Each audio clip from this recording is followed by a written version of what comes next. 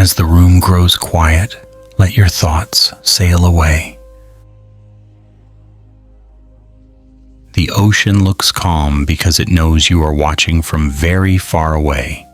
It has learned, over a very long time, that humans relax easily when nothing seems to move. This is one of its oldest tricks. At night especially, the surface of the sea feels almost polite. It reflects moonlight gently, rocks boats, just enough to suggest care, and hides its depth with admirable discipline.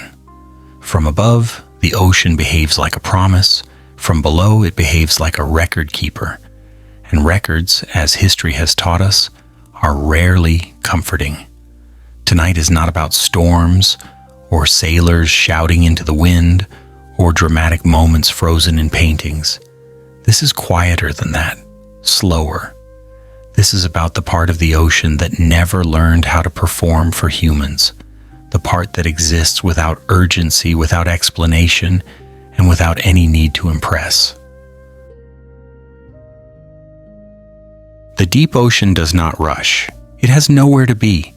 Long before humans drew maps or invented names for directions, the ocean floor was already busy doing what it still does today, settling, shifting, growing, collapsing, and continuing without commentary. Mountains formed there without ever being seen. Valleys deepened with no witnesses. Entire ecosystems rose, adapted, and stabilized in total darkness, unaware that someday a curious species would float above them, sending down machines and asking questions that the deep had no intention of answering. We tend to talk about the ocean as if it were empty. This is mostly because it refuses to look familiar. There are no trees, no horizons, no sense of scale that makes humans feel welcome. Depth replaces distance. Pressure replaces gravity.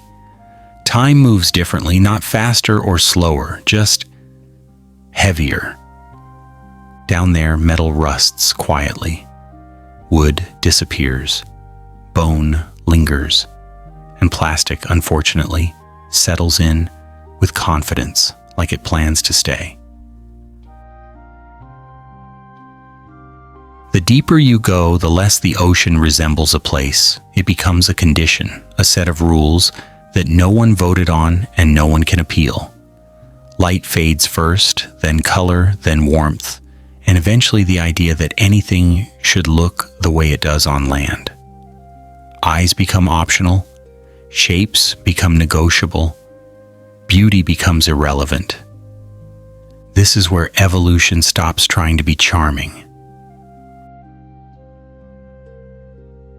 Creatures of the deep sea are not strange because they are aggressive or monstrous.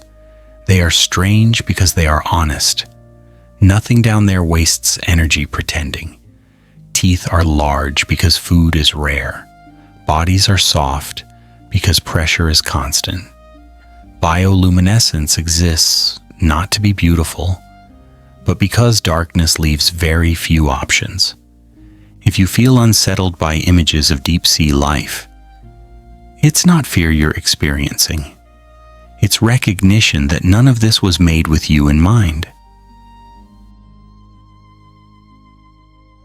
And yet, inevitably, humans arrived, not physically at first, just mentally, through curiosity, through instruments, through cables and cameras, lowered carefully into places our bodies could never follow. We didn't descend into the deep ocean so much as we peeked, quickly, nervously, with a strong preference for being able to pull the equipment back up. What we found was not chaos. That was the surprising part. The ocean floor is not a graveyard, though it does contain many graves. It is not a wasteland, though it feels indifferent. It is organized in its own way, layered with history that doesn't care if anyone reads it.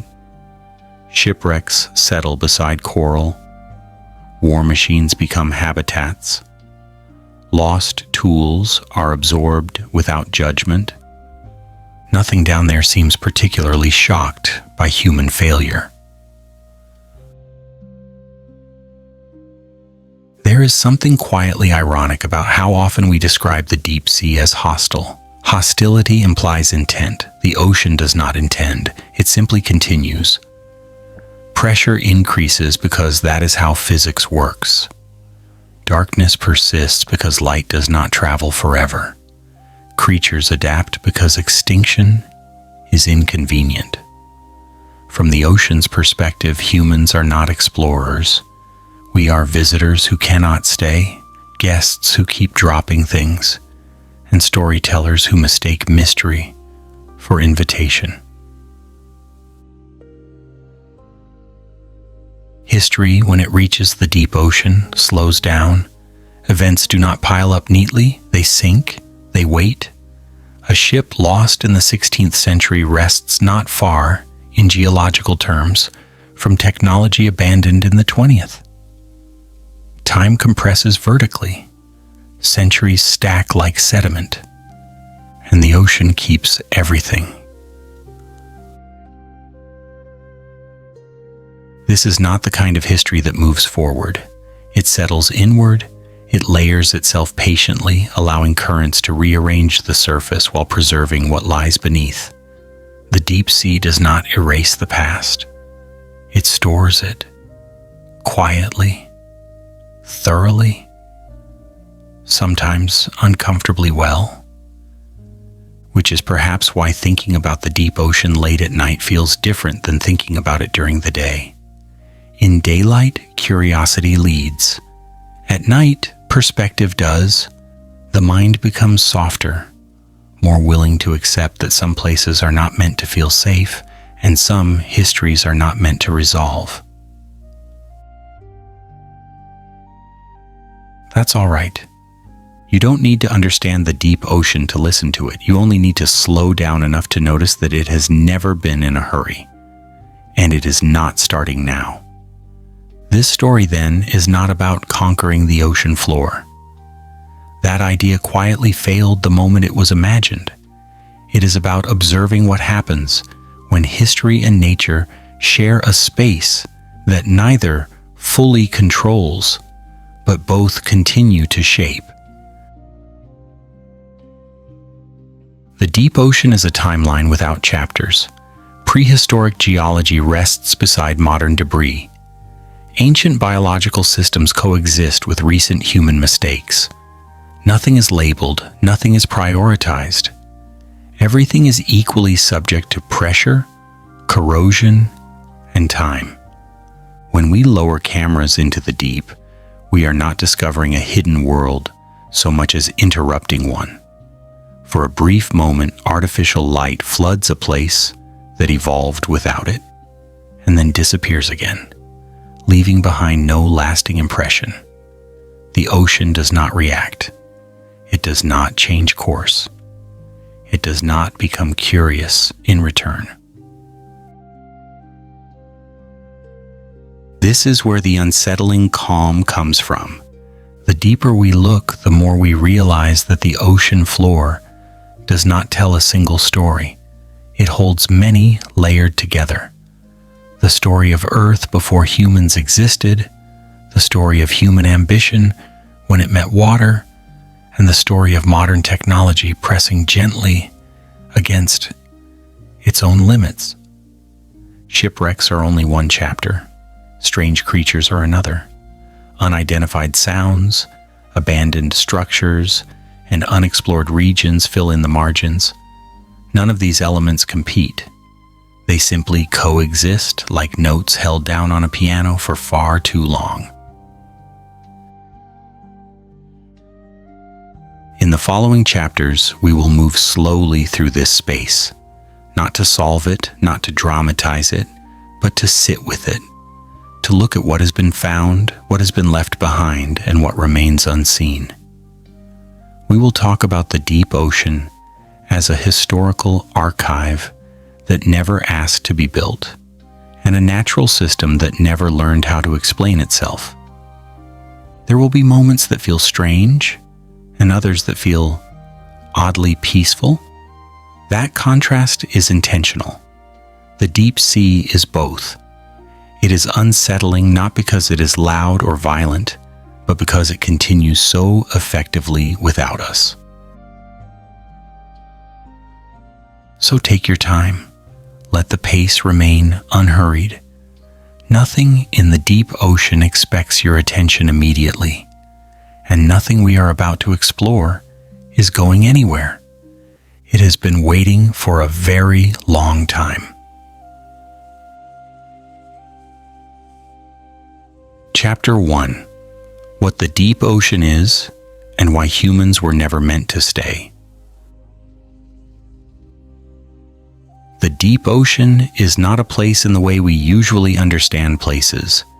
It does not have edges that feel familiar or distances that feel reasonable. It does not invite you to stand, to rest, or to stay for very long. It is instead a collection of conditions, quiet ones, heavy ones, conditions that do not argue, do not warn, and do not adjust themselves for visitors. As you move downward through the water, the changes happen gently at first. Light softens like a dimmer being slowly turned. Colors fade politely one by one, as if excusing themselves from the room. Red disappears first, then orange, then yellow. Blue lingers the longest, stubborn and calm, before finally giving up as well. The temperature follows. It does not drop suddenly. It cools patiently, as though it has all the time in the world, which, of course, it does. And then there is the pressure. Pressure does not announce itself. It simply arrives, quietly, persistently. It presses inward from every direction at once, not aggressively, not angrily, just thoroughly. It is the kind of force that does not need to rush, because resistance eventually becomes tired. At great depths, pressure becomes the dominant rule. It shapes bodies. It flattens expectations. It turns even solid materials into temporary ideas. Steel bends, glass implodes, and human confidence, which tends to be buoyant on land, sinks very quickly. Humans call this a hostile environment. The creatures that live there do not call it anything at all. For them, it is home. This difference in perspective is important. Life in the deep ocean did not adapt to humans. It adapted to pressure, darkness, and scarcity. These are older teachers, less forgiving ones. They do not care about comfort or aesthetics. They reward efficiency. They tolerate patience. And they quietly remove anything that cannot adjust. Down there, nothing is wasted. Movements are slow because energy is valuable. Bodies are soft because rigidity cracks. Eyes grow large or disappear entirely, depending on whether seeing is still useful. Teeth grow oversized, not for drama, but because meals are rare and opportunities must not be missed. From the surface, this life looks unsettling. From below, it looks practical. The deep ocean has been stable for a very long time. Longer than humans have been curious about it. Longer than we have had language to describe it. Entire ecosystems formed, evolved, and balanced themselves without ever needing light from the sun. That alone should have warned us that we were entering a space that did not require our presence. And yet curiosity has a way of floating. Human exploration of the ocean feels ambitious when viewed from history books. In reality, it has been cautious, brief, and mostly indirect. We do not go down so much as we send things down. Cameras, sensors, cables, machines designed to endure what our bodies cannot. Whenever humans have tried to stay longer than planned, the ocean has responded consistently, not with drama, not with violence, just with physics. Pressure increases, systems fail, fatigue sets in, and eventually someone decides it is time to go back up. The message is always the same. This is not your environment. What makes the deep ocean unsettling is not that it is chaotic or aggressive. It is that it is calm. Calm in a way that does not acknowledge you. Calm in a way that continues, whether you are there or not. On land, environments change around us. They respond. They offer resistance, but also accommodation. The deep ocean does neither. It maintains its rules with impressive discipline. Nothing personal, nothing emotional, just consistency. And consistency, when it ignores you completely, can feel deeply uncomfortable. This is why the deep ocean feels larger at night. Not physically larger, but mentally heavier. The absence of light mirrors the absence below. The mind slows down. Thoughts stretch out. It becomes easier to imagine pressure, depth, and time stacking endlessly beneath the surface. The deep ocean does not threaten you. It simply does not notice you. And for a species used to being noticed by everything it touches, this can feel strangely personal. The history of deep ocean exploration is surprisingly short and surprisingly repetitive, not because humans lacked imagination, but because imagination rarely survives first contact with reality. Early attempts to reach the deep were optimistic. Heavy suits, thick glass, clever engineering, the belief that enough preparation could overcome any environment. It is a very human belief, a comforting one. At shallow depths, it worked. Somewhat. But the deeper humans went, the more the ocean responded by doing absolutely nothing different. Pressure continued to increase. Darkness remained complete. Temperatures stayed low. The ocean did not adapt to the technology. The technology had to beg for permission.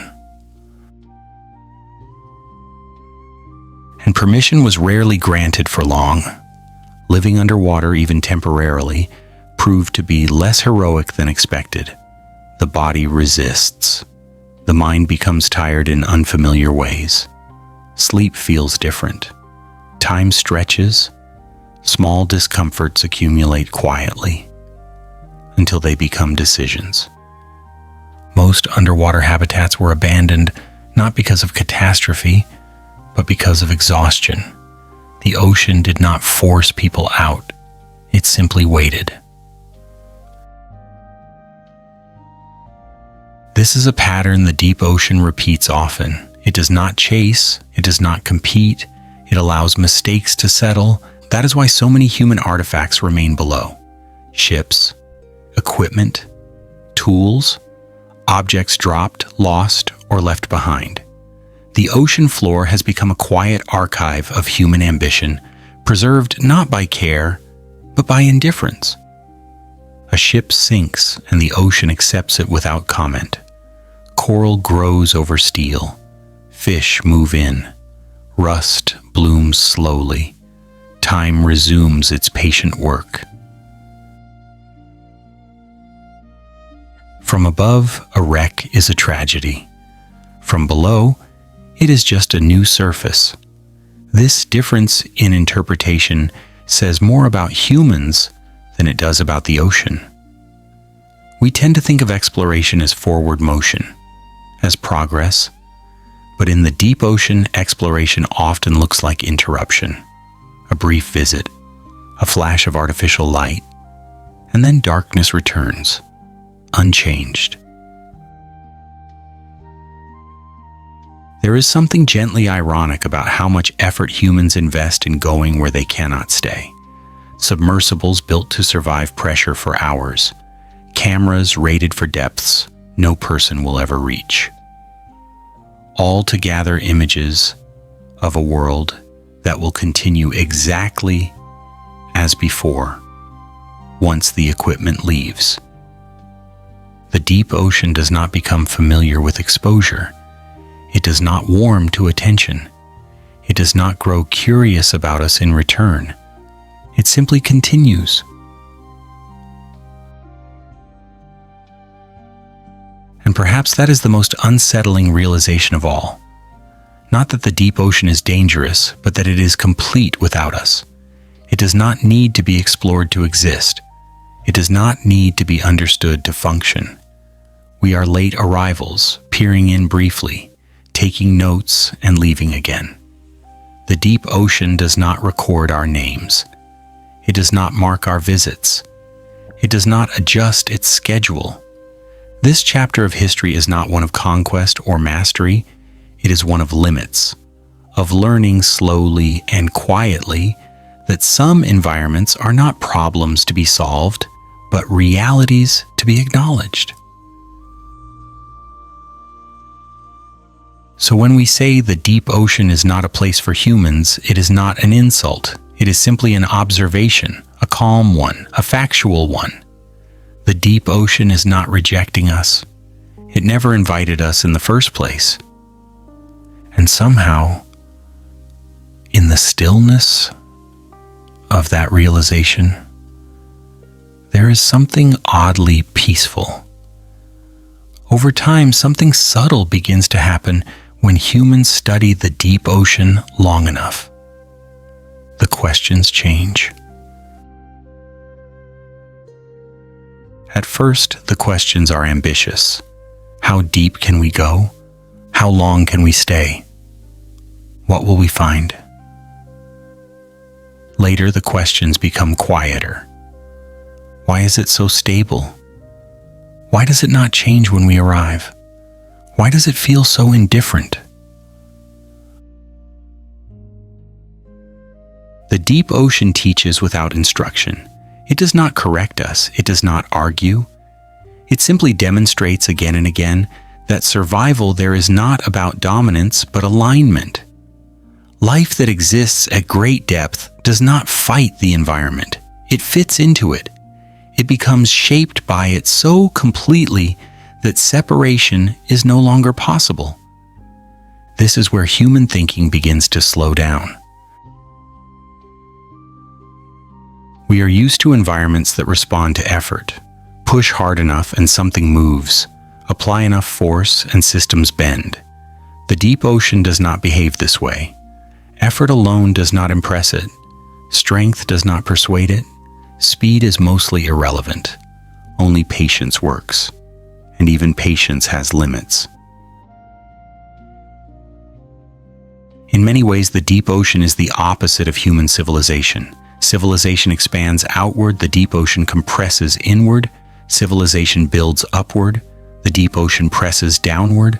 Civilization records itself loudly. The deep ocean keeps its records silent and intact. Perhaps that is why the idea of living permanently beneath the sea has always felt slightly unrealistic, even when technology suggests otherwise. It is not just the physical challenges, it is the psychological mismatch. Humans are creatures of horizon and light. We orient ourselves by distance and direction. The deep ocean offers neither. Down there, up and down are concepts rather than sensations. Day and night lose meaning. Time becomes measured in pressure cycles and system checks. The mind, deprived of familiar anchors, turns inward. Not dramatically, quietly. And quiet, sustained over long periods, has weight. This is not to say the deep ocean is empty of activity. Quite the opposite. Life continues with remarkable precision. Microorganisms drift. Creatures hunt, feed, and reproduce. Chemical processes shape entire landscapes. But none of this activity acknowledges observation. It does not perform. It does not accelerate when watched. It simply happens. For humans, this creates an unusual tension. We are drawn to the deep ocean precisely because it resists us, because it remains unexplained, because it does not respond emotionally to our presence. It is history without narrative, nature without commentary.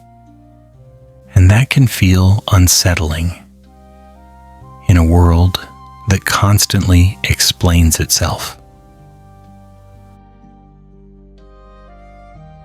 Late at night, when the pace of thought slows and the need for answers softens, the deep ocean feels less threatening and more honest. It stops being a challenge and starts being a reminder that not everything is meant to be occupied. Not everything is meant to be transformed. Some spaces exist simply to exist. The deep ocean does not ask humans to leave. It does not ask us to stay away. It simply continues at a depth we were never designed to inhabit. That quiet persistence is not rejection, it is neutrality. And neutrality, when it is absolute, can feel profound. So this chapter does not end with fear or triumph or warning. It ends with recognition. The understanding that the deep ocean is not unfinished, not waiting, and not incomplete without us. It is whole. It has always been whole. And when we float above it, listening late at night, allowing our thoughts to drift slowly downward, it offers something rare and strangely comforting, a place where human urgency finally stops mattering. Chapter 2: Pressure, Darkness, and the Rules of Survival. Thousands of meters below. At a depth of several thousand meters, the ocean stops feeling like water and starts behaving like weight. Not weight in the sense of something you can lift or measure easily, but weight that arrives from all directions at once. Above you, below you, inside you. Pressure does not push you down. It presses you inward, quietly, constantly, without asking whether you are ready. At these depths, pressure is not dramatic. It does not roar or shake. It does not threaten. It simply exists, multiplying steadily with every meter you descend. The deeper you go, the more the ocean insists on one simple truth. Space is a privilege, not a right. Steel bends here, not violently but reluctantly, like something that has realized resistance is unnecessary. Glass does not crack slowly, it collapses instantly, as if embarrassed to have tried. And any organism designed for the surface ends its participation very quickly. This is not cruelty, it is accuracy. Pressure is physics, doing its job properly. For creatures of the deep, pressure is not an obstacle to overcome. It is the baseline condition of existence. Their bodies are built around it, shaped by it, softened for it. Bones are reduced or replaced. Air-filled spaces disappear entirely. Structures that would collapse on land function perfectly here. Nothing is rigid. Rigidity is inefficient. Humans, on the other hand, arrive wrapped in rigid ideas, hard shells, thick walls, reinforced structures. We try to bring surface logic downward, hoping it will hold. Sometimes it does briefly. Often it does not. The ocean is patient with these attempts. It allows the experiment to proceed until pressure reaches the point where negotiation ends, and then it continues being the ocean. There is something almost polite about the way pressure works. It does not single you out. It treats all matter equally: organic, inorganic, confident, uncertain.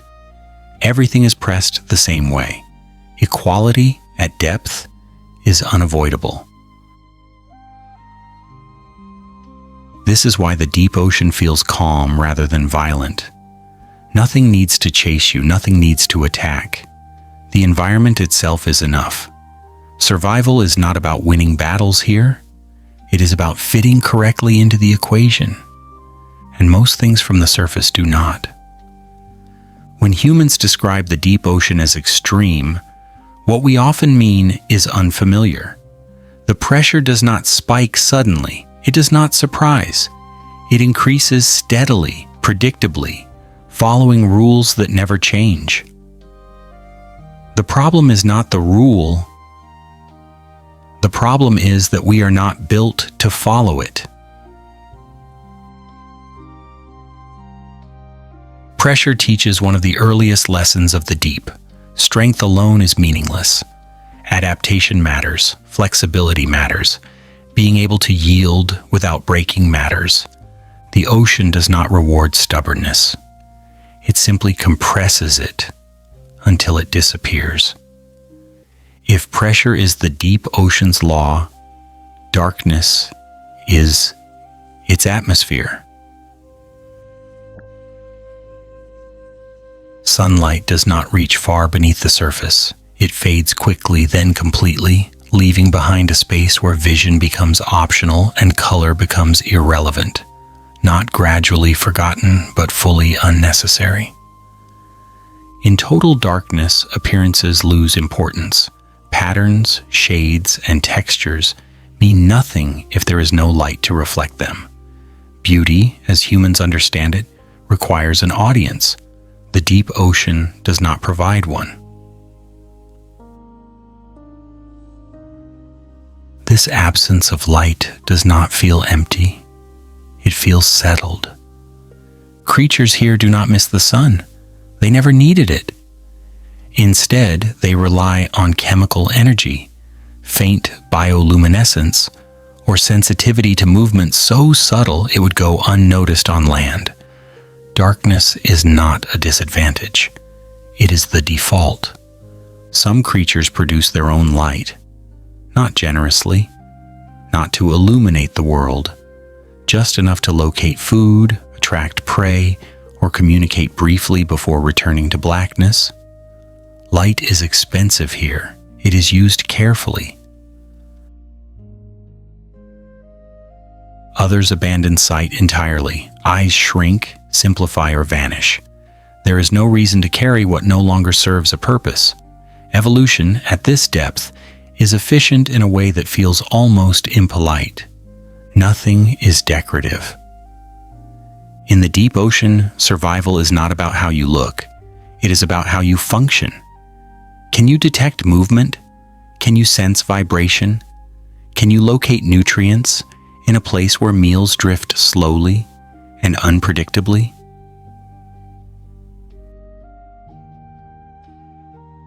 Darkness forces honesty. On land, humans hide flaws with color, movement, and distraction. In the deep, there is nowhere to hide. Either you work or you don't. Either you endure or you vanish quietly into the system. This is why deep-sea creatures often appear unsettling to surface observers, not because they are aggressive, but because they are direct. Their forms reflect their needs without apology. Oversized mouths, extended jaws, soft, yielding bodies. Everything exists for a reason, and none of those reasons involve being pleasant to look at. From a biological perspective, this is success. From a human perspective, it feels uncomfortable. Darkness removes context. It erases distance. Without light, there is no horizon, no frame of reference. Space becomes abstract. Sound travels farther than sight. Time stretches. For humans, this creates unease. We rely on visual confirmation to feel oriented. The deep ocean denies us that reassurance entirely. And yet, life there is not confused by darkness. It is calm within it, organized, predictable. Darkness does not mean chaos. It means consistency. In the absence of light, the rules simplify. Eat when you can. Conserve energy. Avoid unnecessary motion. Stay alive. Nothing more is required. If pressure shapes the body and darkness reshapes perception, then evolution completes the process by removing anything unnecessary. In the deep ocean, natural selection does not hesitate. There is no room for extra features, no tolerance for inefficiency. Every trait must earn its place. If it does not contribute directly to survival, it fades away. This is where the idea of beauty quietly exits the conversation. Deep-sea evolution does not care if something looks disturbing, awkward, or unfinished. It does not care if humans would describe it as frightening. Those concepts do not exist at depth. There is only function. Can you eat? Can you avoid being eaten? Can you survive a little longer? These are the only questions that matter. Everything else is noise. This is why creatures of the deep often seem exaggerated. Mouths too large, teeth too sharp, bodies too thin or too soft. These are not design flaws. They are solutions. Energy is scarce. Food arrives unpredictably. Missing an opportunity can mean starvation.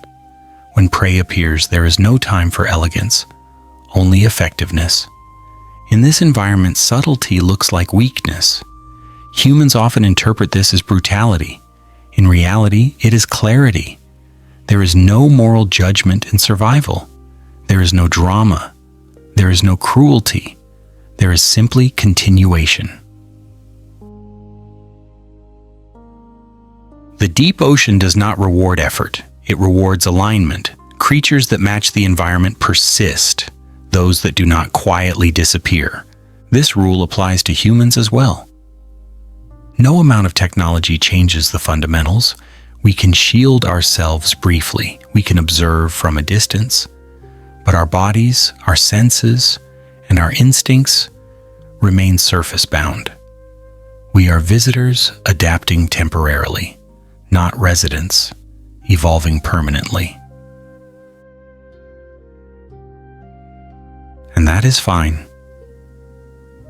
The unsettling feeling comes not from danger, but from realization. The realization that nature does not need to accommodate us, that entire systems can exist, thrive, and stabilize without any reference to human presence. Late at night, when the mind loosens its grip on control, this realization becomes less threatening and more gentle. It turns into perspective. The deep ocean is not rejecting us. It is simply continuing its work. Pressure holds. Darkness remains. Evolution refines. And life, shaped by forces older than memory, moves slowly forward in a place where nothing needs to be beautiful, only alive. Chapter 3. The creatures recorded in the deep sea. The first reaction most people have when they see creatures from the deep sea is not fear, but confusion. Something feels incorrect. The proportions do not line up with expectation. Mouths appear too large, as if they were added without regard for the rest of the body. Heads seem small, bodies thin, limbs elongated or softened to the point of looking unfinished. To a surface mind trained on symmetry and balance, these creatures look like design errors rather than outcomes. But the deep ocean does not measure success the way humans do. Down there, survival is not a matter of looking complete. It is a matter of being functional at the exact moment it matters. Food is rare, unpredictable, and often brief. When it appears, there is no time to negotiate proportions. A mouth larger than the head is not excessive. It is prepared. It increases the chance that the opportunity is not missed. In a place where missing one meal can mean waiting days or longer, preparation becomes everything. The deep ocean does not reward subtlety in form. It rewards certainty. This is why jaws extend so far, why teeth seem exaggerated, why bodies appear soft, flexible, and strangely delicate. Pressure does not tolerate rigidity. Hard structures collapse. Air-filled spaces become liabilities. What survives is what yields, what adapts, what bends without breaking. From a distance, these adaptations appear grotesque. From within the environment, they are ordinary. The idea of beauty does not exist at depth because it serves no purpose. Beauty requires an observer, a shared context, and time to appreciate. None of those are reliable below thousands of meters of water. Evolution does not waste energy on what cannot be used. It removes excess without apology. Humans often describe these creatures as monsters, but that says more about human expectation than deep-sea reality. Monsters in stories are defined by intent. They pursue, they threaten, they invade. Deep-sea creatures do none of these things. They do not hunt dramatically. They do not posture. They do not perform. They simply respond to stimuli in the most efficient way available to them. There is something quietly humbling about this. These beings do not exist to frighten anyone. They existed long before they were observed, and they would continue without any awareness of being seen at all. The unsettling feeling comes from realizing that our discomfort is irrelevant to their success. If these creatures were fictional, they would be criticized for being unrealistic, too extreme, too exaggerated, too careless in design. But nature, especially at depth, does not aim for realism as humans define it. It aims for persistence, and persistence in the deep ocean often looks strange to those who were never meant to live there. In the deep sea, light is not a background condition. It is an event. Sunlight disappears long before the deepest regions begin. Once it is gone, it does not gradually weaken. It ends. What remains is not gloom, but completeness. Darkness is not waiting to be interrupted. It is the default state. In this environment, producing light is a decision with consequences. Some creatures evolve bioluminescence, but never casually. Light costs energy, and energy is scarce. Every glow must justify itself. A faint lure dangling in the dark is not decoration. It is a tool. It attracts prey closer, shortening the distance between hunger and survival. When the moment passes, the light fades again, as if embarrassed to have existed at all. Other species use light defensively. Brief flashes disorient predators, disrupt depth perception, or create confusion long enough to escape. There is no sustained illumination, no desire to be seen. Darkness returns immediately, reclaiming the space. and many creatures choose not to glow at all.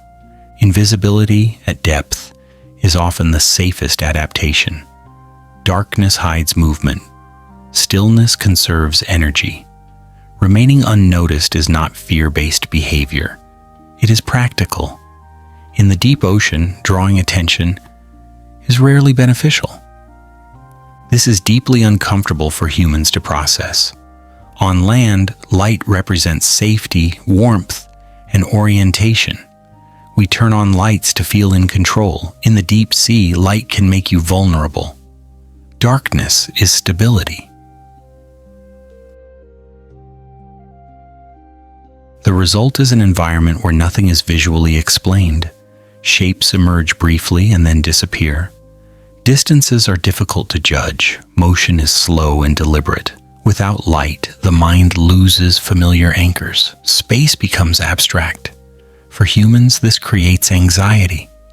We rely heavily on vision to confirm reality. Without it, imagination fills the gaps. But for deep sea life, darkness is not something to endure. It is something to use. Creatures here sense the world in other ways. Vibrations through water, pressure changes, chemical traces drifting slowly in currents. Awareness does not rely on sight alone. It is distributed across the body, subtle and constant. This makes deep-sea creatures feel distant and unreadable to us. There are no eyes to meet, no expressions to interpret, no signals that translate easily into human emotion. The absence of visual connection creates a quiet distance. And that distance is unsettling, not because it is threatening, but because it is complete. Nothing in the deep sea tries to reassure us. Light does not soften the environment.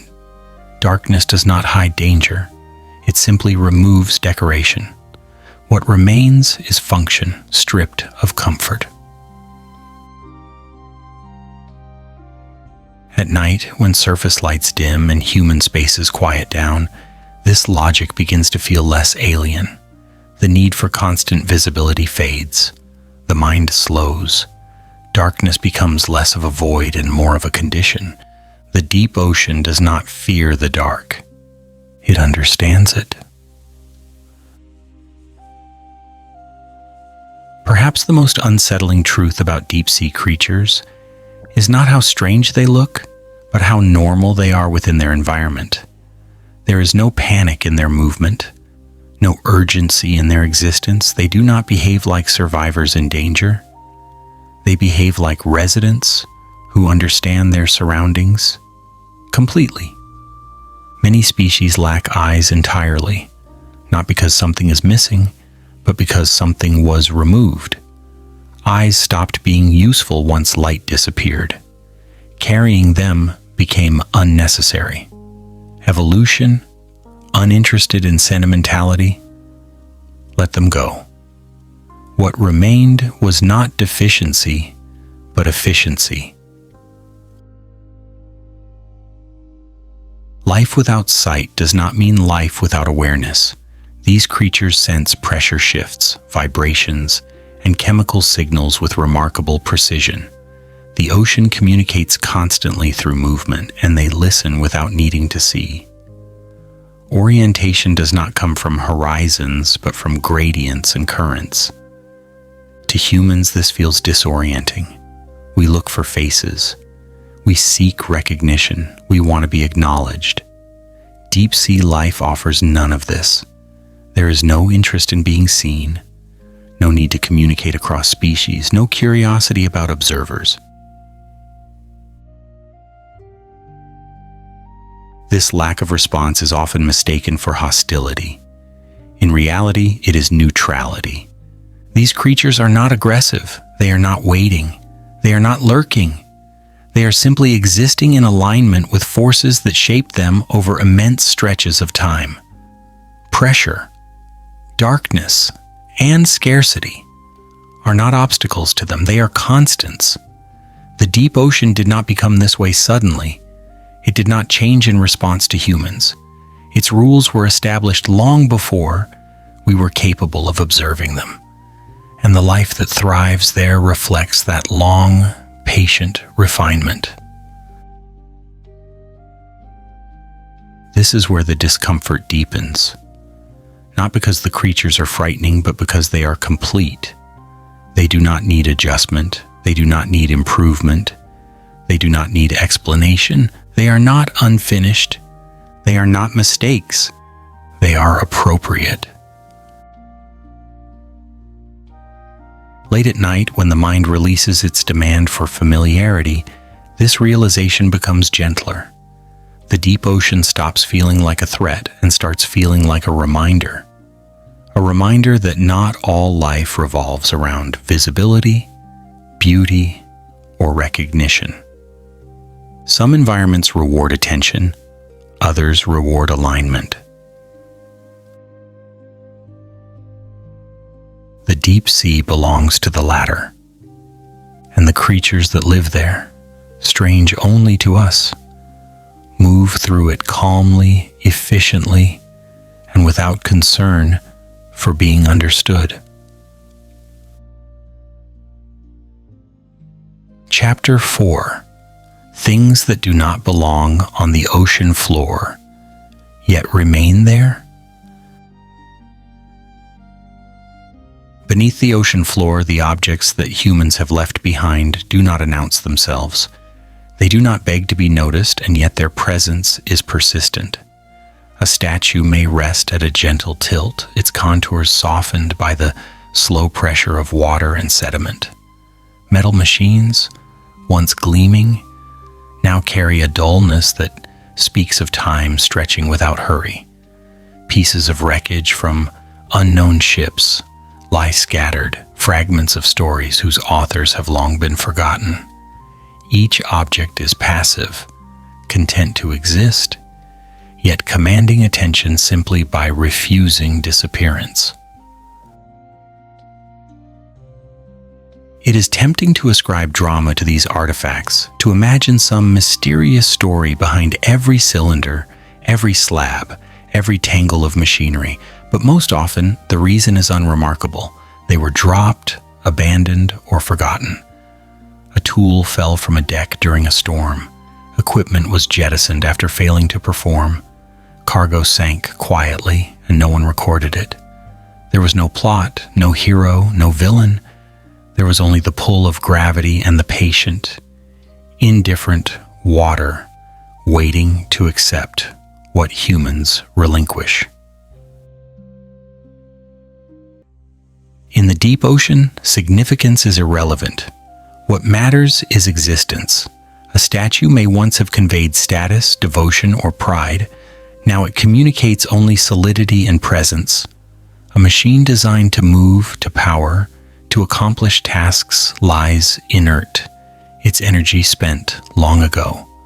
Corrosion begins its work, softening sharp edges and blending human objects into the seabed as if they had always belonged there. The ocean edits slowly with immense patience, and it never asks whether the artifact was ever important. Even the smallest pieces, broken glass, a fragment of wood, a plastic casing, speak to the same principle, permanence without judgment. The ocean does not decide what deserves remembrance. It does not elevate objects based on beauty or intention. It does not protect or discard selectively. It simply accumulates. Over centuries, layers of sediment, silt, and microbial life will envelop these objects, integrating them into an ecosystem entirely indifferent to their origins. They become quiet monuments to human impermanence.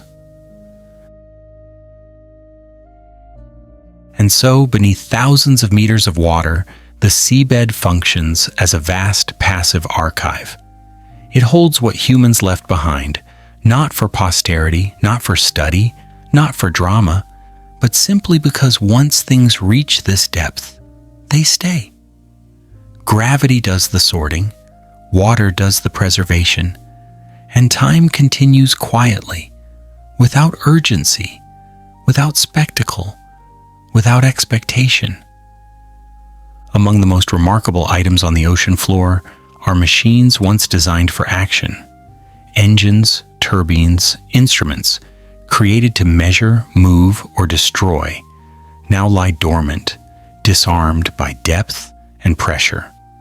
A torpedo that once represented precision, speed, and lethality rests inert, its casing corroded, its threat nullified by distance and time.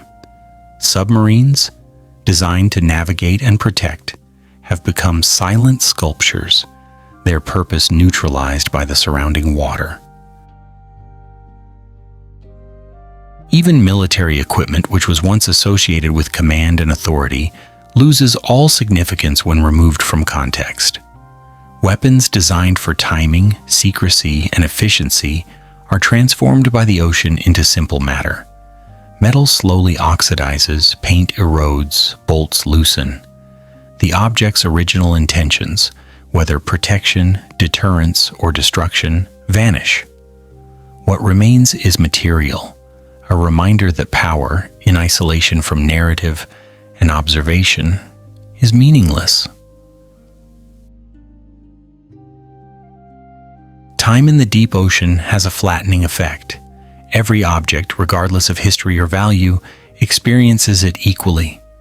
Identification marks fade, serial numbers corrode, logos disappear. What was classified becomes anonymous, what was feared becomes inert. The ocean shows no partiality. It does not favor importance. It does not recognize significance. Objects are preserved only as substance, not as story. Even objects of great complexity, control panels, sensors, vehicles, are absorbed into the environment. Corals may creep over their surfaces. Sediment softens their edges. Fish may inhabit cavities, originally designed to house machinery. Over centuries, the line between artifact and habitat blurs. The ocean neither honors nor desecrates. It continues. And in this stillness, the irony is subtle yet profound. The very tools humans created to exert control, to impose order, to assert urgency, are rendered powerless by the most patient of forces. The ocean does not fight, it does not chase. It simply allows, and in doing so, teaches a quiet lesson about impermanence, patience, and the illusion of control. Not every object on the ocean floor arrives dramatically. Many settle quietly as a result of forgetfulness, carelessness, or circumstance. A chair from a sunken vessel, a cable lost during maintenance, fragments of tools abandoned mid-task. There is no heroism, no tragedy, no grand story. These items are ordinary, yet in their ordinariness, they become extraordinary. The ocean, impartial and patient, records their existence as faithfully as it does monuments or machines. Over centuries, forgotten objects are integrated into the environment. Metal corrodes. Coral, sponges, and algae attach themselves. Fish find shelter. Sand and silt cover surfaces unevenly. What once disrupted the seafloor becomes a subtle component of it. The object's original meanings vanish. They are no longer human possessions. They are simply part of the ecosystem. This transformation emphasizes a truth uncomfortable for humans.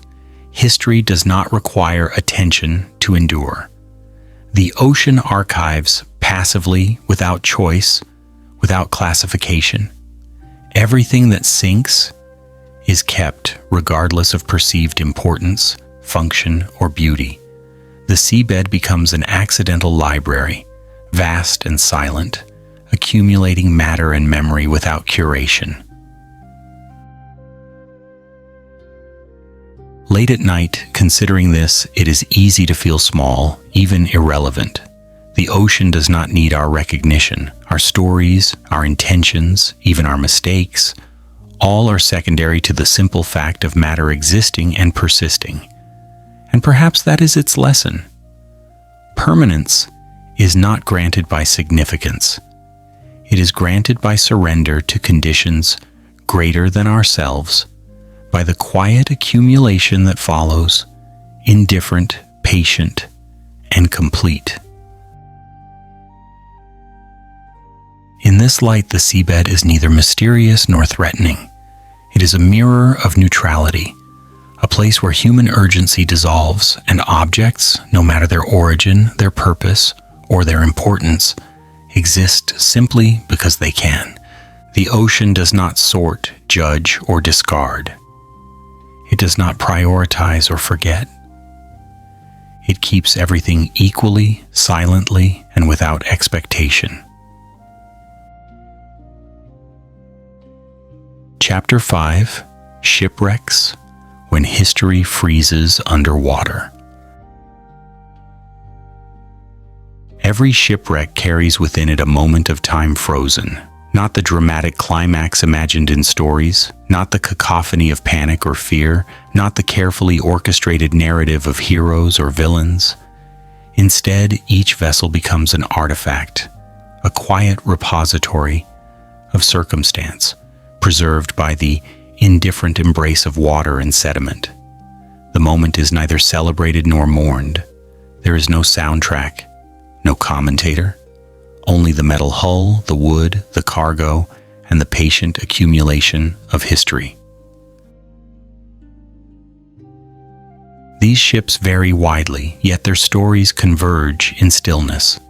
Some are merchant vessels laden with goods, intended to circulate in a world above the waves. Others are military, built for strategy, authority, or protection.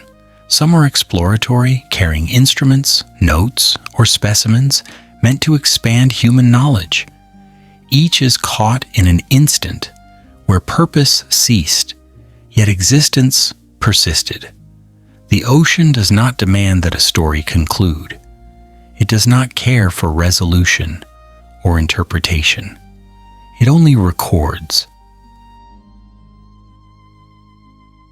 The physical presence of a shipwreck is striking, even in the absence of narrative. Hulls, masts, and cargo maintain positions that defy expectation. Twisted metal resists collapse for centuries. Planks settle into sediment slowly. Cargo coins, ceramics, tools remains in compartments as though their contents understand the time has slowed, that human oversight is no longer relevant. In this frozen tableau, failure has no drama. Success is irrelevant. Survival is measured not by intent, but by persistence. Shipwrecks also teach quietly about patience and the transformation of time. The hull that was rigid and unyielding above the surface gradually conforms to the environment below. Water seeps in. Pressure reshapes. Corrosion works with precision. Yet nothing hurries. There is no rush, no attempt to erase, no lesson demanded. The water does not judge the human endeavor that brought this vessel here. It only unfolds it slowly, carefully, and evenly. One of the most humbling aspects of shipwrecks is the subtle interaction between the vessel and its surroundings. Fish and crustaceans find shelter within voids. Sediment forms gentle drifts around the hull. Coral, slowly colonizing the surfaces, integrates the ship into the ecosystem. What once was designed for commerce, war, or exploration now becomes part of a living environment. And yet the human intention, though invisible, lingers quietly in every plank, bolt, and artifact. The ocean does not rewrite history. It does not explain. It does not celebrate. It does not condemn. It preserves. And in doing so, it shows that history does not always require audience or interpretation to endure. Moments persist, frozen by circumstance and water, waiting for notice or not indifferent to human memory, expectation, or narrative. Time works differently underwater. On land, years are measured in change, invisible progress, in decay or construction. Underwater, time is gentle and persistent, shaping slowly but inevitably. Metal corrodes, not violently but systematically. Wood softens and bends gradually, responding to pressure and moisture. Sediment drifts into every crevice, cushioning, covering, and preserving simultaneously. The ocean's hand is quiet and precise. Shipwrecks are archives of this process. They contain objects intended for very specific purposes. Cargo was meant to feed, to sell, to arm, to entertain. Tools were meant to work. Charts were meant to guide. Yet all of these functions cease the moment the vessel is immobilized. The ocean does not repurpose these objects. It does not care for their intended use. It merely maintains presence. The cargo becomes part of the seabed's rhythm. The tools become objects of sedimentary attention. Charts dissolve, leaving ink traces that may survive decades or centuries depending on composition. The juxtaposition is subtle, almost humorous in its quietness. Human endeavors designed for action, for speed, for effectiveness, are reduced to matter. A cannon rests against a mound of sand, silent. A wheel no longer turns. Ceramics remain stacked, unbroken, not out of care, but due to the patience of water and silt. The intention once embedded in these objects, a desire for impact, for commerce, for conquest, is neutralized. There is no legacy without observer. Only persistence remains. Even the remnants of catastrophe, the twisted steel and shattered wood, carry no urgency. A storm may have sunk the vessel, a collision may have ended its journey, but once the ship settles, chaos is transformed into stability. Pressure and sediment slowly dominate. Sharp edges are softened. Hollow spaces fill. Every fragment is accounted for, not by human attention, but by gravity and patience. Shipwrecks also remind us of human absence. Crew, passengers, owners, those who intended the journey, are removed from the picture. The vessel remains, but the narrative of intention, fear, or triumph is gone. It is replaced by matter, arranged quietly by circumstance and environment. In this way, shipwrecks differ from artifacts on land. They are less curated, less contextualized. They exist without ceremony, without interpretation, without expectation. For those who study them, this creates a paradoxical sense of intimacy and distance. One can examine the plank, the bolt, the cargo, the curvature of the hull, yet the human story is obscured. The objects are personal, yet anonymous. They are immediate, yet frozen. They reveal as much about environment as about history, and most of all, they insist that history underwater is not written in drama, but in endurance. Shipwrecks also illustrate the ocean's role as custodian of frozen histories. Unlike archives on land, which depend on care, cataloging, and interpretation, underwater archives exist independently. They are preserved through stillness. They endure because the environment maintains them gently and consistently. Gravity, pressure, and sediment replace archivists, curators, and historians. The ocean does not interpret, classify, or prioritize. It simply keeps quietly and persistently. This gives shipwrecks a certain humility. They do not boast. They do not assert importance. They do not demand attention. A vessel may remain for hundreds of years, its presence visible only to the occasional submersible or diver, yet it maintains integrity within the environment. Time passes, but the moment of sinking is retained in form, in placement, in orientation. The ocean does not alter the record beyond physical transformation. It does not rewrite the past. It does not apologize for it. There is also a subtle interplay between shipwrecks and living ecosystems. Corals, algae, sponges, and fish integrate these objects into the environment, transforming utilitarian metal and wood into habitat. The shipwreck becomes part of life cycles rather than simply a marker of death or loss. Its purpose evolves, unobserved and without intention. Human narratives fade, but life continues around and through these frozen histories. The quietness is profound. There is no need for music, commentary, or dramatization. A sunken vessel speaks without words. Its message is patience, persistence, and endurance. The ocean demonstrates that history does not require attention to exist. The failure, the catastrophe, or the accident that led to the sinking is irrelevant once the vessel settles.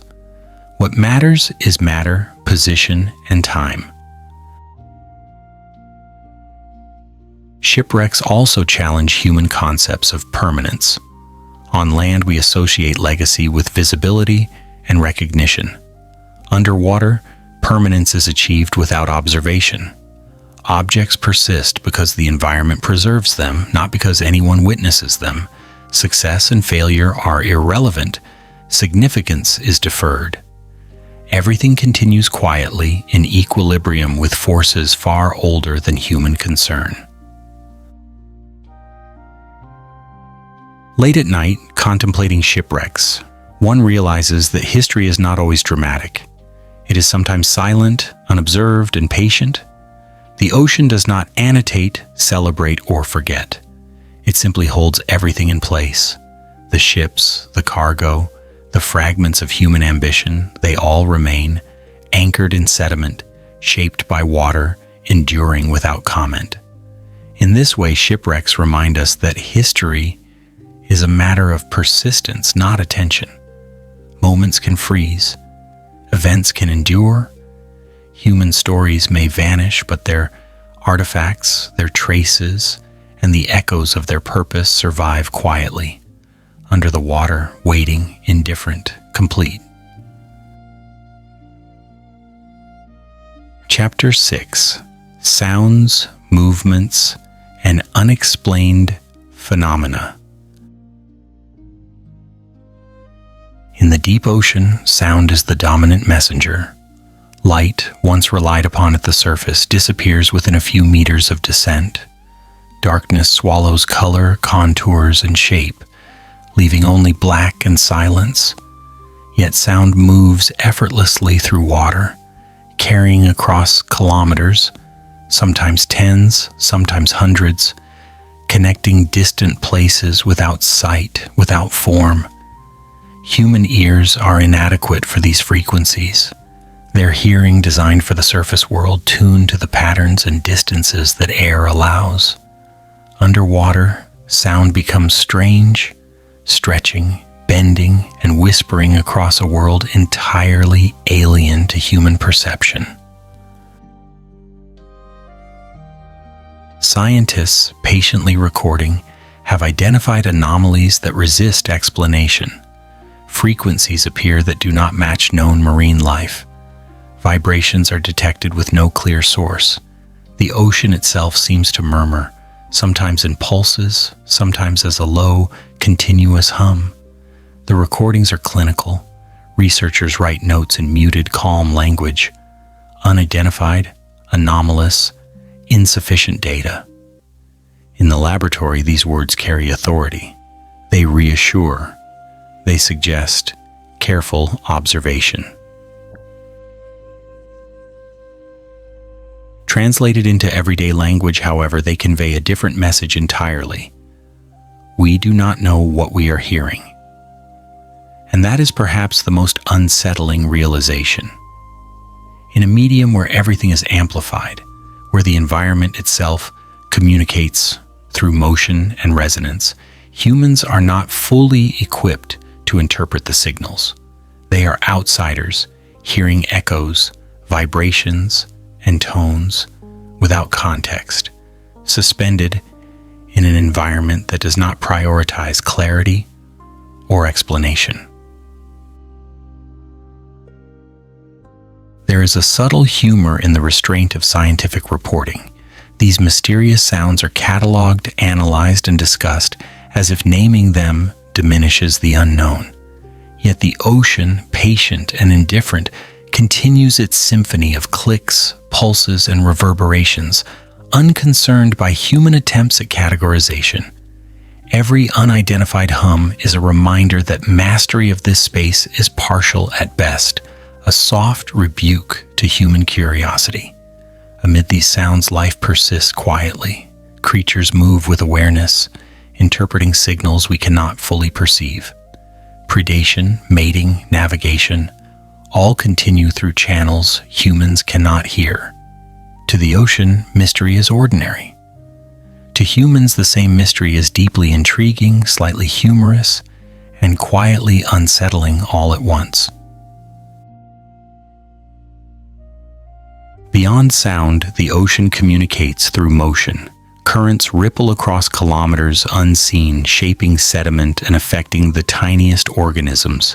Vibrations, sometimes imperceptible to human sensors, move through structures and objects, conveying information about collisions, movement, and the slow processes of erosion. Every rock, every ridge, every buried object interacts with water, and every movement is transmitted, amplified, and echoed through the medium. Scientists record these vibrations, and often the data defy immediate explanation. Patterns emerge that suggest activity, but the source remains elusive. Machines are deployed to measure these currents and resonances, but the ocean's complexity exceeds their precision. Every measurement is provisional, every conclusion tentative.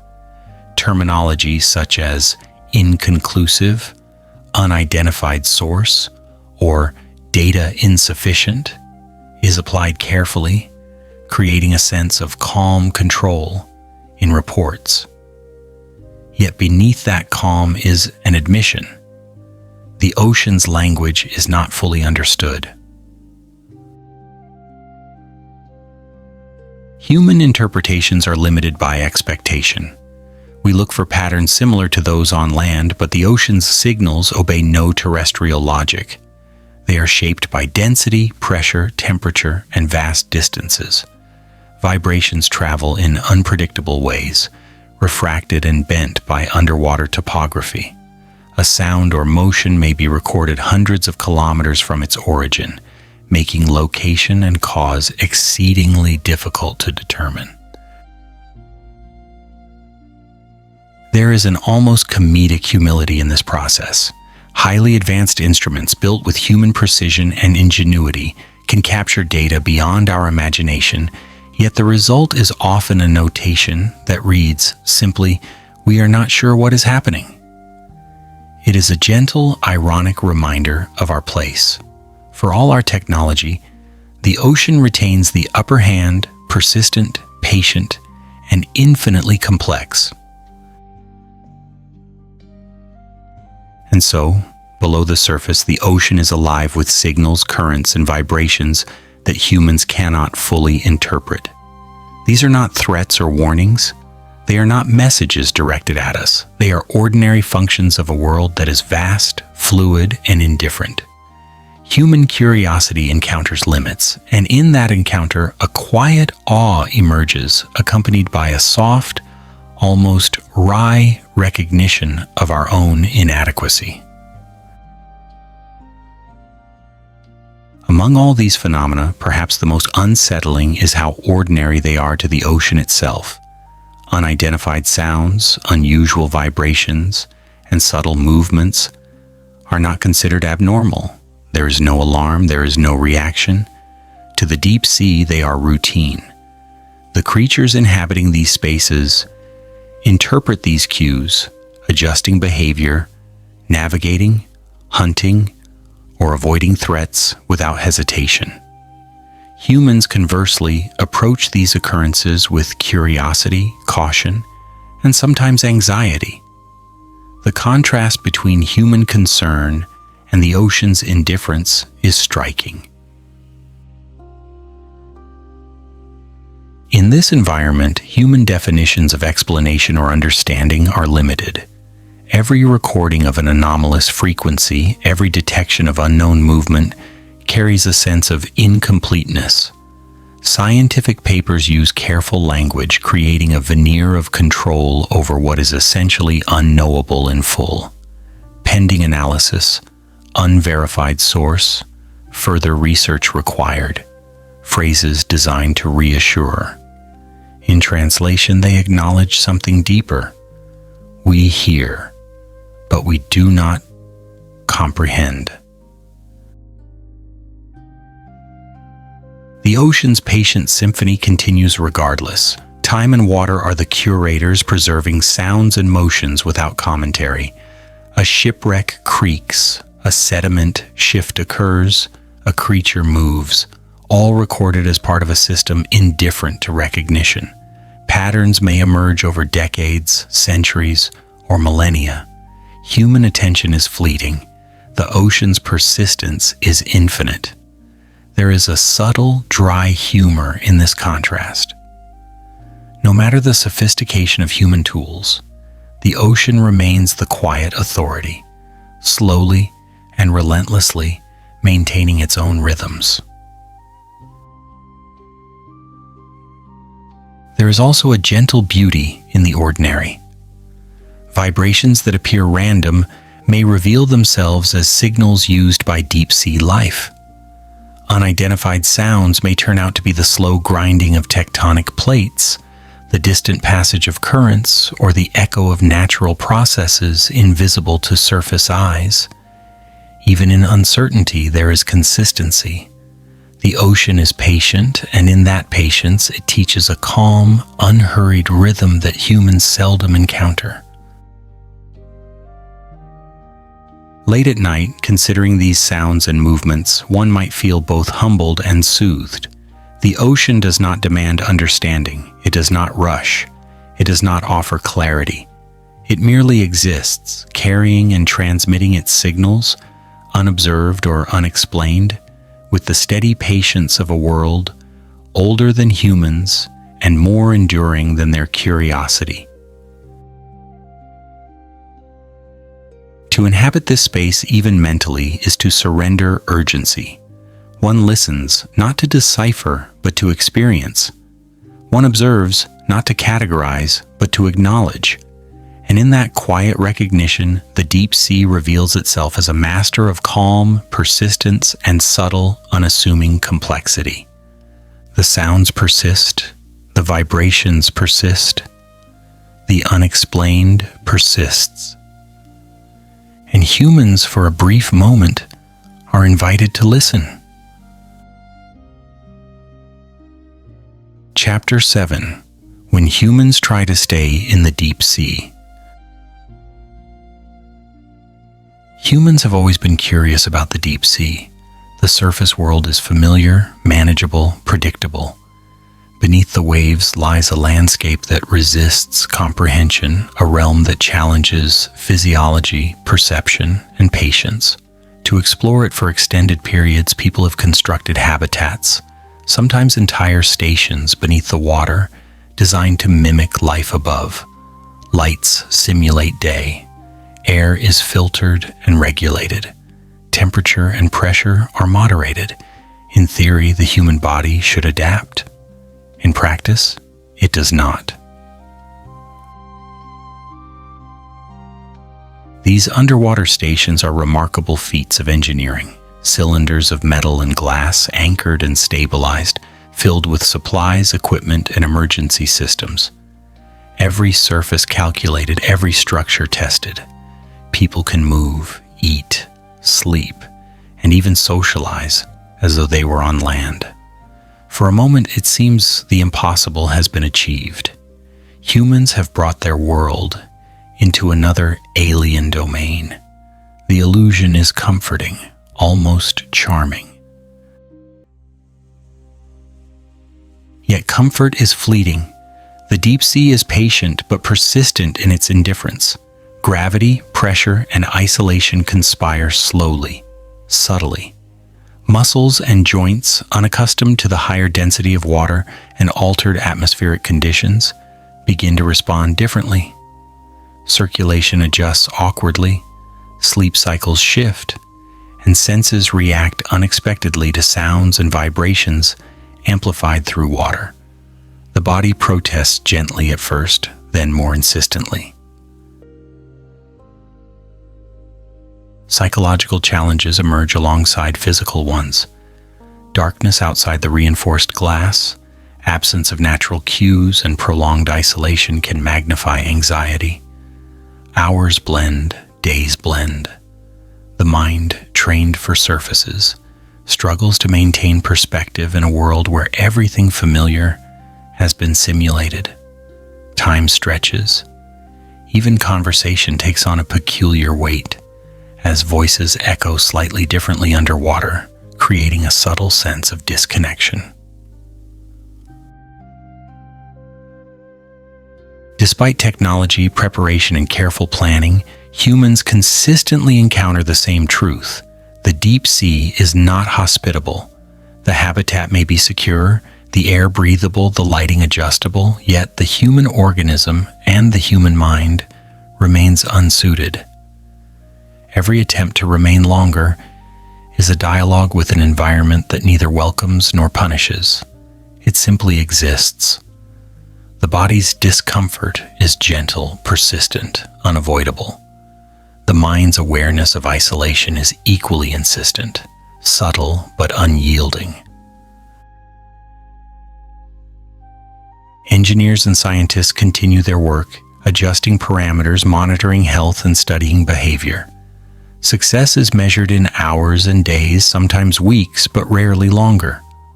The pattern is consistent. Humans must leave eventually. Departure is not dramatic, not catastrophic. It is quiet, practical, and entirely ordinary. The ocean has no opinion. It has simply reminded its guests of the natural boundaries with a patience that is almost humorous in its persistence. Living underwater is an exercise in constant adaptation, a subtle battle between human design and biological limits. Pressure, though moderated in habitats, is never identical to that at the surface. It presses gently, persistently against every body cavity, shifting fluids, affecting balance and proprioception. Tasks that feel automatic on land, lifting, reaching, walking, become exercises in recalibration. Fine motor control is challenged by resistance, by the ever-present influence of surrounding water density. Movements once effortless acquire a weight that is unfamiliar, slightly discouraging, and inescapable. Even when seated, the body is engaged. Muscles maintain tension to support posture, joints register every change in orientation, and the heart adjusts continuously to maintain circulation. Energy is expended differently.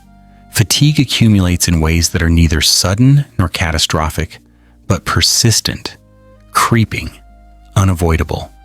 The ocean's presence is never violent. It is polite in its insistence, relentless in its subtlety. Psychological effects mirror the physical. The absence of natural rhythms, sunlight, wind, tides, creates a perceptual vacuum. Days and nights are artificially signaled, yet the mind senses the underlying discrepancy. Sleep cycles may shift. Dreams acquire strange textures, mixing surface memories with abstract underwater impressions. Isolation from surface activity amplifies introspection, sometimes to the point of mild disorientation. Communication, though clear, feels altered. Words float differently, distances seem subtlety distorted. A sense of space becomes abstract, fluid, impossible to fix in familiar coordinates. Attempts to normalize the experience are necessary but insufficient. Exercise routines, mental games, social interaction, even reading or observing small fish tanks, all work against a backdrop that refuses complete familiarity. The body is aware, the mind is aware, and yet both must pretend otherwise to endure the prolonged presence. Over time, small irritations accumulate. Minor aches, subtle fatigue, and a persistent awareness of dislocation combine into a quiet but consistent pressure on the psyche. Researchers have recorded these patterns across multiple missions. Every participant exhibits similar physiological and psychological responses, regardless of training or preparation. The conclusion is clear. This is not a matter of insufficient technology. Humans are not failing the ocean. The ocean is simply indifferent to the anatomical and cognitive structures humans possess. The attempt to remain is noble, insightful, sometimes whimsical, yet ultimately futile in the long term. Leaving is inevitable. The decision is rarely dramatic, rarely a result of acute distress. It is a quiet acknowledgement that the body and mind require surfaces. Every mission ends similarly, a small retreat, a practical reorientation toward the world above water. And the ocean, patient as always, observes nothing. It continues its rhythms, waves, and currents, untouched by human presence, amused perhaps only by our attempts at persistence in a world where persistence is not designed for us. Repeated underwater habitation experiments offer lessons that are subtle, quiet, and gently humbling. Human ambition is immense, capable of remarkable adaptation, yet the species is ultimately limited by biological design. No amount of engineering can fully replace the evolutionary conditions in which humans evolved. Limbs, lungs, bones, and cognitive patterns are tuned for surface pressures, for light cycles, and for atmospheric composition. Displace these parameters, and the organism responds, not with sudden catastrophe, but with persistent, unyielding discomfort. The deep sea is not hostile in the conventional sense. It does not attack or punish. It imposes constraints subtly and consistently. The body adapts, but only so far. The mind adjusts, but only temporarily. Attempts to live as on land are met with endurance testing rather than immediate crisis. Every day spent below, every task performed, every routine observed, is a reminder that humans are temporary guests whose presence is tolerated but never fully harmonized with the environment. Interestingly, humor often emerges among the crew. Minor irritations, quirks of equipment, and the persistent unfamiliarity of surroundings become sources of shared amusement. The ocean, through its persistent indifference, encourages humility and subtle wit. Scientists joke about the absurdity of brushing teeth under artificial lights while fish swim by outside. Engineers laugh at systems that behave slightly differently due to pressure. The humor is quiet, understated, and gentle, a coping mechanism in an environment designed for endurance rather than ease. Ultimately, the lesson is not failure nor even limitation. It is recognition. Humans are capable of ingenuity, creativity, and persistence, yet biology and environment remain defining parameters. Technology extends capabilities but cannot fully rewrite anatomy. The deep sea teaches patience, respect, and an almost lyrical understanding of limits. Each mission concludes with departure.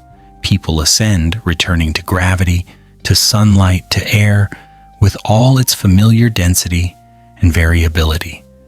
The ocean does not mark the event. It does not applaud nor admonish.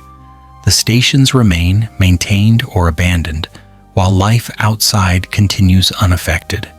Human presence is brief, quiet, and transient.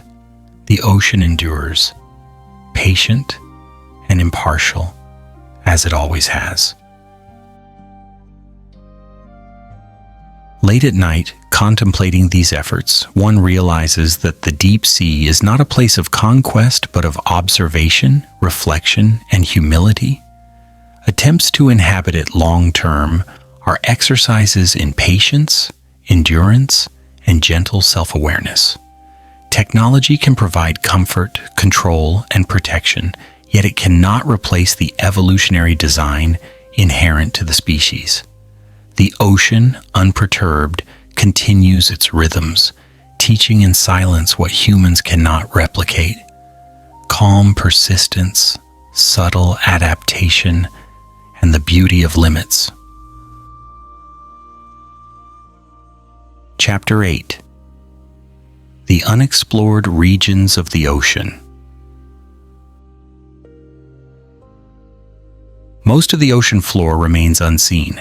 Vast expanses of sediment, rock, and abyssal plains stretch far beyond the reach of sunlight and human eyes. Mapping is incomplete.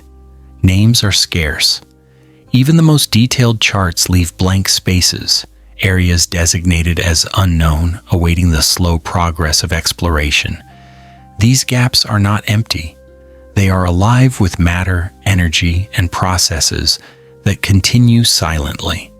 Life persists, geography shifts, and history unfolds, entirely without human notice.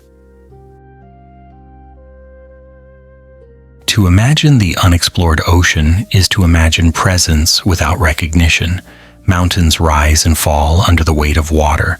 Currents shape the sediment like invisible sculptors. Thermal vents pulse with heat and chemicals, forming localized ecosystems whose rhythms are entirely alien. Creatures adapted to extreme pressure and darkness thrive, hunt, reproduce, and die, all beyond observation. Each moment is complete, self-contained, indifferent to the human desire to witness or catalog. The absence of observation does not diminish existence. A ridge remains imposing, even if it has never been named. A trench continues to deepen, unaffected by maps, charts, or research vessels. The ocean's processes care not for recognition. They are self-sufficient, persistent, and patient. To humans, the unknown can feel mysterious, ominous, or incomplete. To the ocean, it is ordinary, entirely expected, and entirely unconcerned with interpretation. Historians of the deep, if such a title were meaningful underwater, would note that absence of records does not equal absence of events. Geological movements, chemical cycles, and biological interactions continue in every unexplored corner. The life that thrives there does not wait for acknowledgement. Predation occurs, growth occurs, decay occurs, entirely indifferent to human attention. Every unknown trench and ridge is a theater of continuity, operating without commentary, without observation, without interference. Curiosity drives humans to probe these spaces. Submersibles, remote-operated vehicles, sonar mapping, and cameras are sent into the unknown. They reveal glimpses, an outcrop of rock, a school of bioluminescent creatures, a vent releasing warmth and minerals. Each discovery is a reminder that the majority of the environment is still unseen. For every area mapped, countless more remain untouched, unobserved, and indifferent. The ocean's vastness is a slow lesson in humility. Even in scientific reporting, language remains careful, measured, patient. Words like unexplored, unmapped, and unknown communicate restraint and caution. Beneath the surface, they hint at a truth that is both simple and profound. The ocean exists independently of our understanding, and our knowledge is merely an addition, not a prerequisite to its ongoing existence. In these unobserved regions, life flourishes in ways that are astonishing yet subtle. Adaptations emerge not for spectacle but for survival, refined by the environment over millennia. Creatures of extraordinary shapes, colors, and behaviors exist in complete obscurity. Some produce light to lure prey, others develop shells or armor impervious to predators. Eyes may be absent entirely, bodies may defy surface logic, yet function perfectly in context. Their existence does not require notice, applause, or comprehension. Similarly, history continues unrecorded. Shipwrecks, debris, and remnants of human activity may drift into these areas, sometimes resting silently for decades or centuries. Even human absence does not equate to lifelessness. Geological events, underwater landslides, volcanic eruptions, shifting tectonic plates, continue their slow work, reshaping the environment without fanfare. Currents carve channels and valleys that will never appear on any map. Biochemical processes unfold, creating localized conditions that support unique ecosystems. Every action is complete, precise, and independent of observation. The contrast between observed and unobserved space is subtle but profound. In observed areas, we assign names, track movement, and impose categories. In unobserved areas, nothing demands explanation. Patterns exist, processes occur, but they require no interpreter. The ocean does not need us to notice to maintain order or continuity. Its rhythms are intrinsic, patient, and deliberate without deliberate intent. For humans, the realization can be humbling and oddly comforting. There is continuity in the absence of attention. Life and processes do not require validation. The ocean does not care for comprehension. Knowledge is additive, not prescriptive. This uncaring constancy contrasts sharply with the surface world, where observation, measurement, and judgment often define significance. In the unexplored deep, significance exists inherently, independent of perception. Exploration, when it occurs, is brief and fragmentary. Cameras capture moments, sonar sketches vague contours, sensors record chemical, physical, and biological data. These glimpses are precious precisely because they are rare. Yet for every area illuminated, countless kilometers remain untouched. Every photograph, every data point, every recorded observation is a minor addition to an environment that will continue its quiet processes, unaltered, unbothered, and unobserved. The unexplored ocean teaches a lesson in patience, persistence, and humility. It exists not for humans to catalog or understand, but for processes and life that continue regardless of attention. Mountains of sediment shift slowly. Currents meander without hurry. Thermal vents pulse steadily. Ecosystems emerge, stabilize, and dissolve quietly in accordance with forces far older than human curiosity. Human perception is limited, our maps partial. For every submersible that returns with images, for every sensor array deployed, there remain vast regions untouched.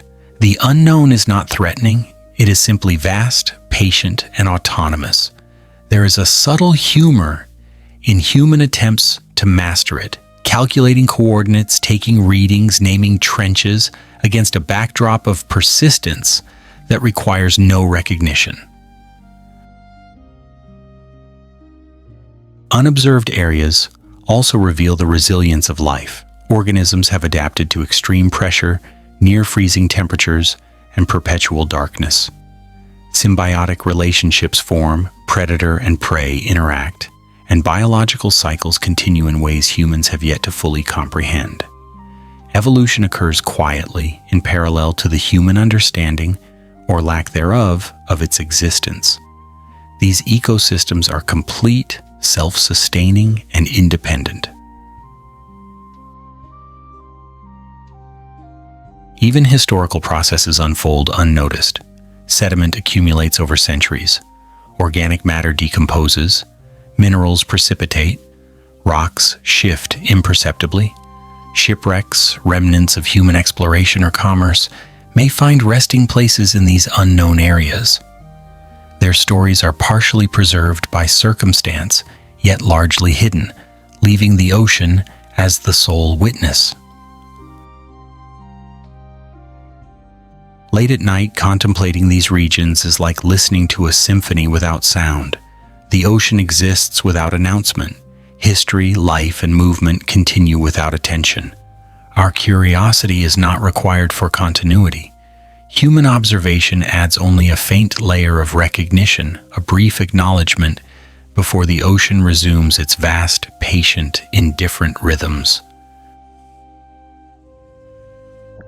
The unexplored ocean reminds us that existence does not depend on attention, processes do not require observers, life does not need witnesses. The deep sea continues quietly, continuously, endlessly. Human knowledge is fleeting. The ocean endures. And perhaps that is the most gentle and humbling lesson of all. To witness is a privilege, not a prerequisite. Chapter 9. The ocean is not scary, only indifferent. The deep ocean is not frightening. It does not plan, it does not scheme, it does not wait for anyone to arrive. There is no consciousness, no intent, no agenda. What exists is matter, water, pressure, and the slow rhythm of natural law. The ocean does not chase. It does not lie in ambush. It simply continues in the quietest, most patient way possible. Silence is its constant companion, and time moves differently here, extended, deliberate, and undisturbed by human expectation. To be in the deep sea is to be reminded of one simple truth. Existence does not require notice. Fish swim, plankton drift, sediments settle, and currents meander, entirely unconcerned with human observation or interference. Objects dropped or lost, remnants of human activity, are absorbed without commentary, without judgment. Even the most spectacular natural features, trenches, hydrothermal vents, mountain ridges, are unperturbed by whether humans witness them or not. Their scale, their complexity, and their persistence are inherent, independent of perception. Humans, on the other hand, are rarely comfortable with indifference. Our stories require acknowledgement, our significance is measured by attention, and our sense of safety is tied to control. The ocean refuses all of these comforts. Its indifference is absolute, gentle, yet profoundly unsettling. Observing it, one realizes that fear is often a projection of self-importance. There is nothing to fear here, only to acknowledge humans do not matter, at least not in the way we are accustomed to mattering. In this environment, even creatures that might seem terrifying on the surface are simply executing their lives. Bioluminescent predators lure prey not with malice, but with evolution's quiet efficiency. Crustaceans scuttle across the sediment because that is their place in the ecosystem. Predation, survival, adaptation, all operate in accordance with natural law, not with conscious intent. The ocean's indifference is not cruelty. It is law, applied uniformly, impartially. without recognition of human presence or expectation. There is a subtle humor here for those who observe with patience. Humans often enter these spaces expecting drama, risk, and peril. They prepare elaborate instruments, submersibles, and safety protocols. They anticipate danger as if it were inherent. The reality is quieter, stranger, and infinitely more patient. Danger exists only in relative terms, not as a conscious agent. The ocean does not plot, plan, or react. It merely is. The ocean obeys its own rules, the same rules that have persisted for millions of years.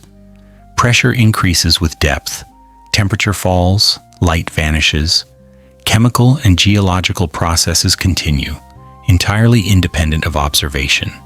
These are immutable laws, and the ocean follows them without deviation. Human beings are bound by different rules, laws of biology, perception, and gravity. But those rules have little relevance here. The ocean neither honors nor dismisses them. It simply continues.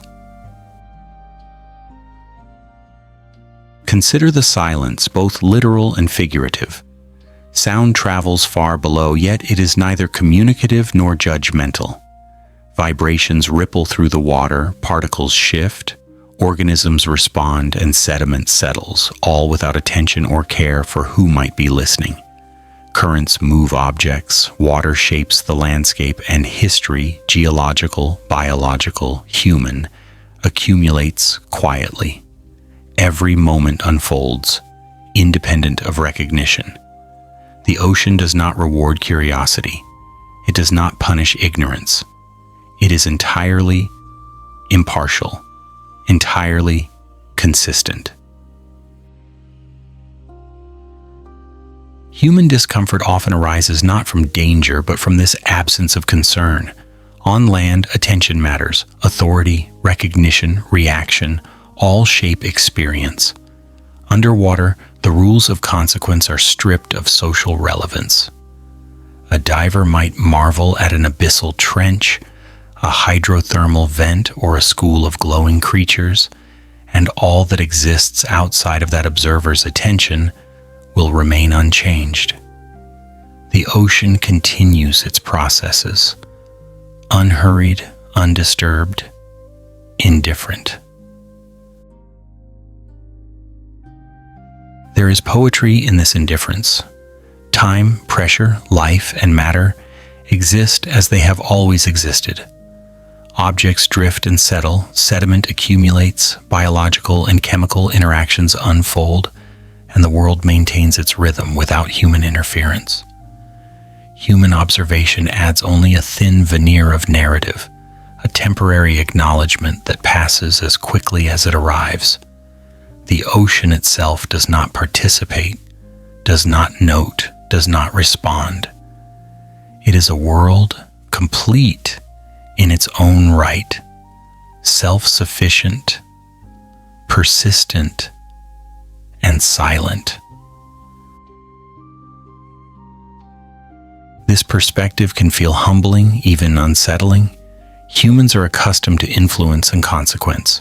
We anticipate effects, expect feedback, and measure significance through attention. The deep sea refuses these expectations. Its laws operate independently of human knowledge. Its processes continue whether we are aware or oblivious. There is no malice, there is no neglect. There is simply presence, persistence, and continuation. Truths that are deeply simple, yet profoundly difficult for the human mind to fully accept. The most unsettling truth of the deep ocean is not that it is dangerous, it is that humans do not matter there. Every creature, every current, every geological process proceeds without regard for attention, desire, or expectation. Sunken ships, lost equipment, and natural features are preserved or transformed according to the ocean's laws, not ours. Existence itself is independent of significance, and that independence is absolute. This realization, while disquieting, can also be profoundly calming. Danger is often imagined, anticipation often exaggerated. The ocean does not plan harm. It does not take interest. It does not wait for recognition. It moves according to rules that predate humans by millions of years and will persist long after our attention fades. Awareness of this imparts a quiet sense of humility. There is no drama, no judgment, no favoritism, only consistency, endurance, and patient persistence. Even human attempts to measure, observe, and explore are ultimately small perturbations in a vast, indifferent system. Submersibles descend, instruments record, cameras capture glimpses, yet the deep sea absorbs all without acknowledgement. Its processes continue exactly as they would without intervention. A bioluminescent fish glides past, unaware of being observed. Sediment settles over centuries-old debris. Thermal vents pulse with heat. Each action unfolds naturally, timelessly, and without human influence. Late at night, reflecting on this, one might feel a mixture of awe and gentle unease. The ocean is not threatening. It is not cruel. It is simply unconcerned. Its indifference is absolute, yet it is also consistent and reliable. Human expectations of consequence, observation, or relevance are irrelevant. The deep sea operates entirely on its own terms, and our presence, however brief, is neither noted nor required. And perhaps that is the most profound lesson. To understand the ocean is to recognize patience, endurance, and impartiality. It is to experience the quiet, persistent rhythms of a world that does not care whether we exist or not. The realization that humans are not important here is unsettling, yes, but it is also gentle. It is the calm of indifference, the lullaby of persistence, and the subtle humor of existence continuing regardless of human significance. The ocean does not judge. The ocean does not wait. The ocean does not notice. It simply is. Epilogue: The Ocean as a Timeless Archive. As we draw our journey beneath the waves to a gentle close, it is worth pausing to reflect on what the ocean truly represents, not a place of fear nor a space of conquest, but a patient archive, vast, indifferent, and enduring. The deep sea has witnessed millennia pass without hurry, recording each movement, each pulse, each subtle shift in its folds, yet without comment, judgment, or expectation. It archives history, life, and matter with impartial precision, indifferent to whether anyone notices or comprehends its processes. Every ridge, trench, and sediment layer is a story, yet these stories do not rely on human witnesses. They unfold naturally, shaped by time, pressure, and environmental law. Shipwrecks rest in eternal patience, creatures adapt in darkness without recognition, and chemical cycles, unseen yet constant, sustain life far from human eyes. The ocean is a keeper of secrets, yet it does not guard them jealously. It simply preserves, calmly, quietly, persistently. In this sense, it is perhaps the most honest historian imaginable, unconcerned with fame, dramatics, or interpretation, cataloging only reality itself.